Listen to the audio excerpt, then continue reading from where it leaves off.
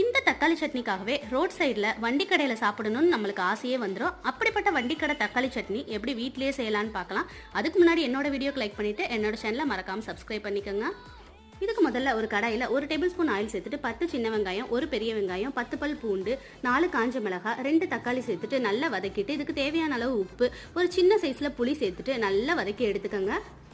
இது நல்லா வதங்கினதும் இது அப்படியே நல்லா ஆற வச்சுட்டு ஒரு மிக்சி ஜாரில் சேர்த்துட்டு 1 ஸ்பூன் மிளகாத்தூள் சேர்த்துட்டு நல்லா நைஸாக அரைச்சி எடுத்துகிட்டு வந்துக்கலாம். இப்போ தாளிக்கிறதுக்கு 1 டேபிள் ஸ்பூன் எண்ணெய் சேர்த்துட்டு கடுகு, உளுந்து, கருவேப்பிலை, பெருங்காயம் சேர்த்துட்டு அரைச்ச விழுதை நம்ம ஊற்றிக்கலாம்.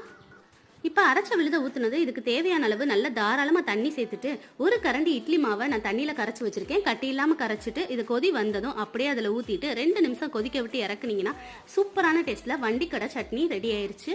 நல்லா ஆவி பறக்க சுட சுட சூடான இட்லியோட சர்வ் பண்ணோம்னா 2 இட்லி சாப்பிட்ற இடத்துல 4 இட்லி சாப்பிட தோணும். தொட்டு சாப்பிடாம நல்லா தாராளமாக ஊற்றி சாப்பிட்டோம்னா பக்காவாக இருக்கும்.